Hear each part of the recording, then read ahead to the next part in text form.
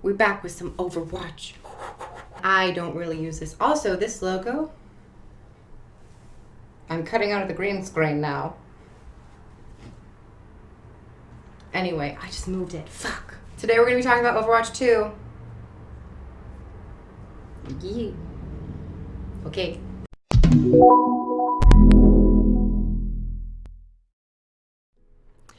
Hi everyone, and welcome back to the Overwatch 2 video. I am actually recording this a couple days after I recorded the intro, so this is kind of weird for me. And the same will be for Diablo 4.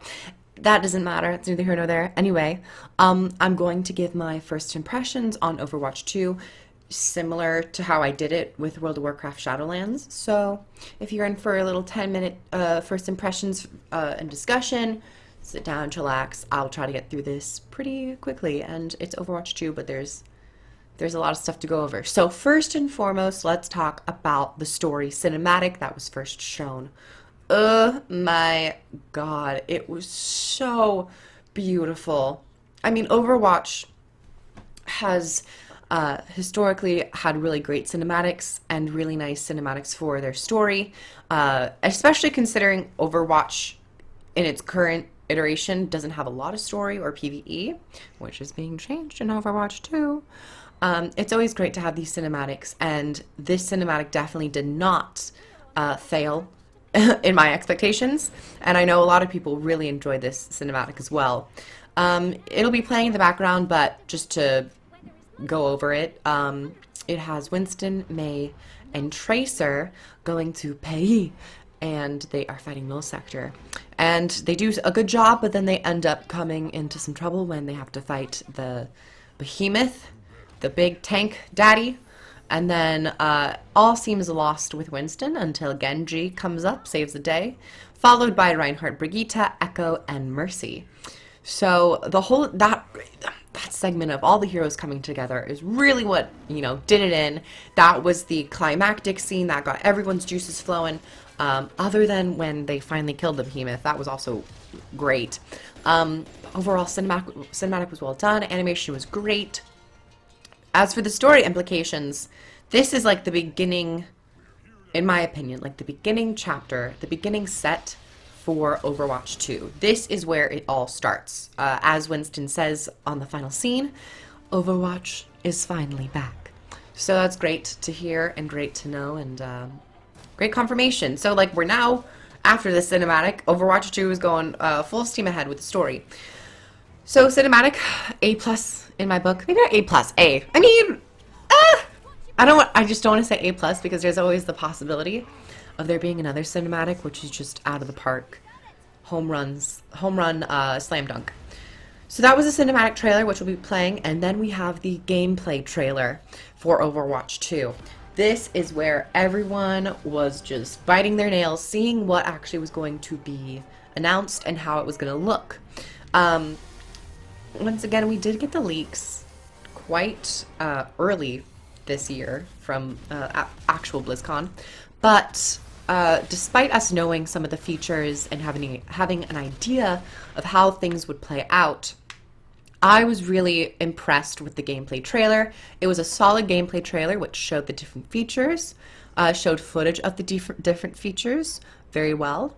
The story missions, even though we only really got to see one of them because only one of them was playable at BlizzCon, it was still nice to see.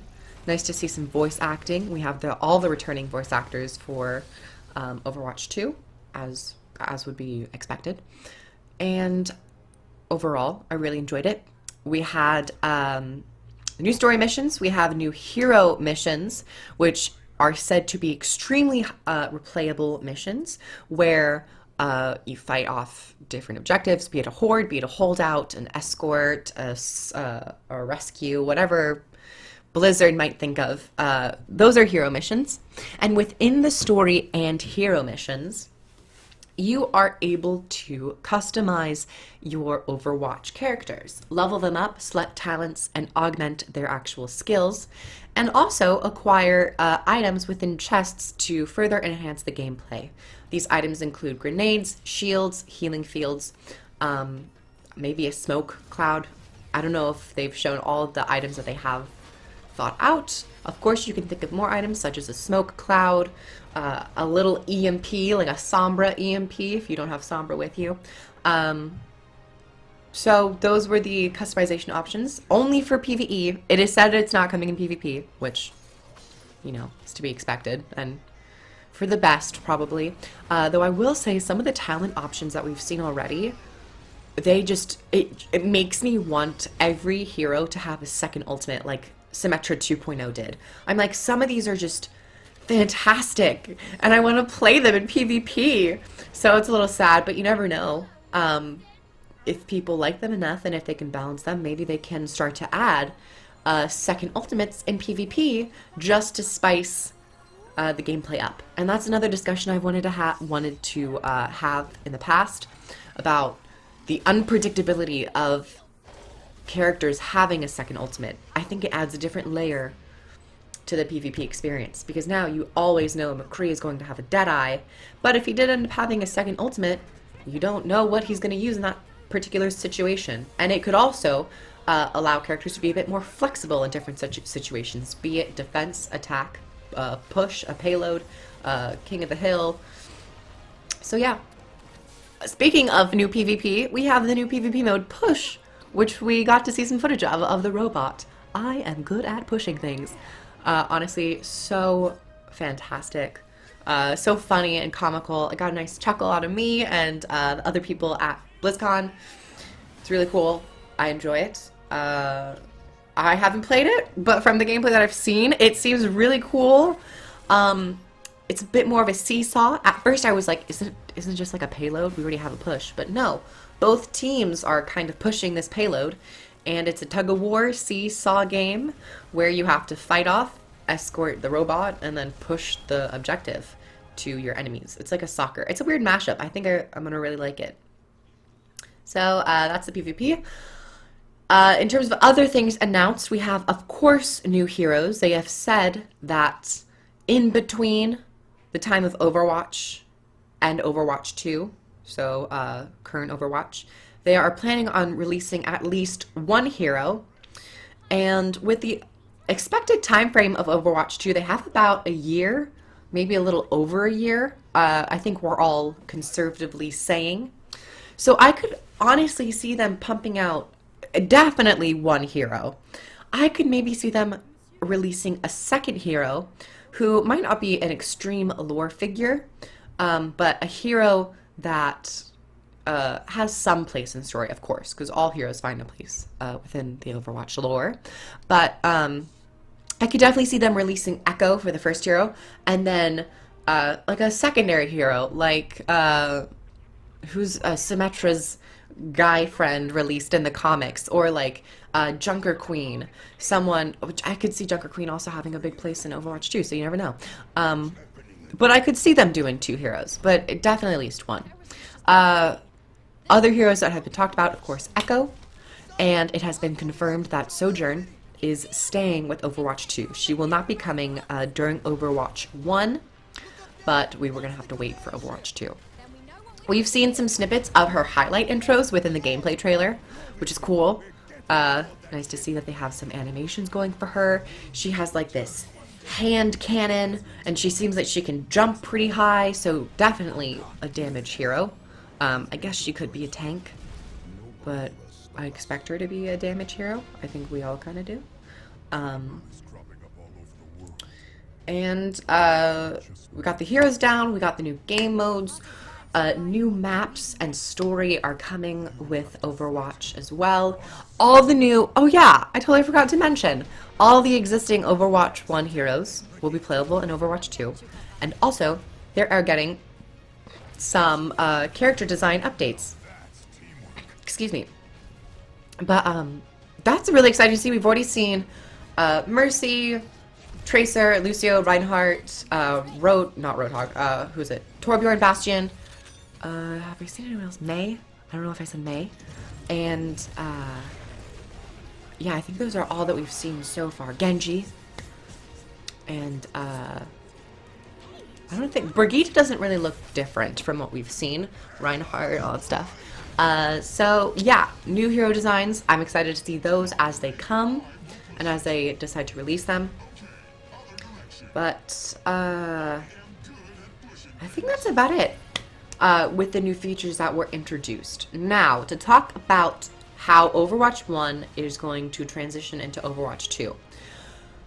There is still slight confusion, but it seems that we're kind of on the same page, or this seems to be what it actually will be. Overwatch 1 will cease to exist when Overwatch 2 launches. From what it seems, Overwatch 1 is just being updated to Overwatch 2. So everyone is getting the updates with Overwatch 2, except the PvE modes, being the story and the hero missions, along with the leveling and the talents and customization and all that stuff within those modes. You would have to pay for those features in Overwatch 2, but you will still probably be getting the engine updates, the character updates, of course balance, the new PvP modes and PvP updates, and new characters, new heroes. So that is exciting to hear. If you don't really want to buy the PvE extension, you can just, continue on with a updated, better Overwatch 1, which is now Overwatch 2. And a lot of people are saying, is it going to be $60 for, just a PvE add-on? We haven't had any confirmation on the actual monetization or amount that it's going to cost. So I think people are getting a little trigger happy, or, a little quick to decide on the actual price tag. I personally don't really see them going $60. I mean, if Blizzard is also aware that it's not like a whole. I mean, it depends on how much they show and how much we see. Is this expansion level worthy content? I could see them doing like a $40. I think that is probably a bit more reasonable, if that makes sense. $40 instead of actually 60. Because I think World of Warcraft Shadowlands, the expansion, is only going for $40. So, I mean, it's still, a little pricey. Well, not as pricey, because I know, like, back in my day, games were always like $60, $50. They were always pretty, pricey. Almost $100. So, yeah, I mean, we have yet to see about the monetization, so that is something that we have to wait on. But I think that's all for now. Also, a new HUD. I'll slip that in there if I haven't talked about it. I really like the new HUD, especially for Mercy and supports. I wonder how Zenyatta's is going to look. Anyone with, like, attachments or that you have to, like, throw onto a character. I would love to see some buffs for Zenyatta. Give Zenyatta another ability which heals. But Zenyatta, I guess, is like an off support. He's very interesting. I need to play more Zenyatta. Anywho, thank you for coming and listening to my rambles about Overwatch 2 and what they've been on so far.